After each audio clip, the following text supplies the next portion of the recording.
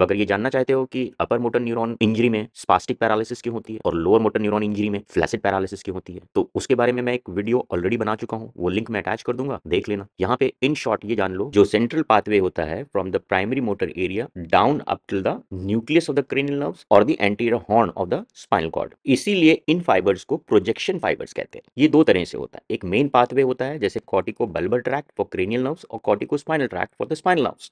इसके पैरेलल चलता है एक्स्ट्रा पिरामिडल ट्रैक्ट्स, राइट। तो अगर मेन पाथवे में इंजरी होती है, कोई इस्केमिक अटैक होता है स्ट्रोक की वजह से, हेमरेज की वजह से, तो मेन पाथवे जो कि बड़ा पाथवे है उसकी वजह से पैरालिटिक अटैक पड़ेगा, but that will be spastic because the extra pyramidal tract will continue its impulses being bombarded at the lower motor neurons. But अगर डिटेल में समझना है तो वो वीडियो देख लेना, ठीक है। तो ये पॉइंट इंपॉर्टेंट है, याद रखना कि अपर मोटर न्यूरॉन लीजन में there will be paralysis of genioglossus muscle of the opposite side and the tongue will be deviated to the opposite side, और इसको सेंट्रल लीजन भी कहते हैं अपर मोटर न्यूरॉन को। और लोअर मोटर न्यूरॉन को जैसे मैंने बताया था पेरिफेरल लीजन भी कहते हैं, पेरिफेरल नर्व इंजरी कहते हैं। तो इस केस में अगर लोअर मोटर न्यूरॉन इंजरी है तो सेम साइड की जीनियोग्लॉसस मसल पैरालाइज्ड होगी और tongue will be deviated to the same side, right. तो ये चीज इंपॉर्टेंट है बिकॉज जो नॉन पैरालाइज्ड साइड है उधर की टोन मेंटेन्ड है, उधर बल्की है मसल, उसमें टोनोसिटी है, so genioglossus will push the tip of the tongue towards the paralysed side, ठीक।